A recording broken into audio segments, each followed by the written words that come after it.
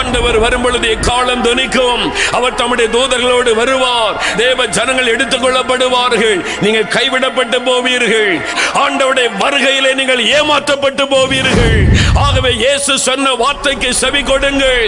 ஆண்டவருடைய வருகையிலே நீங்கள் காணப்பட வேண்டுமானால், இந்த ஆபத்திற்கு தப்பி பிழைக்க வேண்டுமானால் விழித்திருந்து ஜெபம் பண்ணுங்கள்.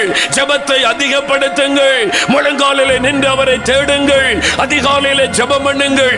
ராத்திரியிலே ஜெபம் பண்ணுங்கள். குடும்பமாக ஜெபம் பண்ணுங்கள். உபவாசித்து ஜெபம் பண்ணுங்கள். ஜெபிக்காத கிறிஸ்தவர்கள் கைவிடப்படுவீர்கள்.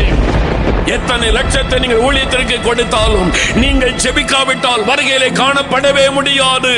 எத்தனை கோடிகளை ஊழியத்திற்கு அள்ளி கொடுத்தாலும் நீங்கள் முழங்கால் பண்ணிட்டு ஜெபிக்காமல், நீங்கள் வேதம் வாசித்து ஜெபிக்காதபடி ஆண்டவருடைய வருகையிலே காணப்படவே முடியாது. கிறிஸ்தவனே, ஏமாந்து போகாதே, மனம் திரும்பு.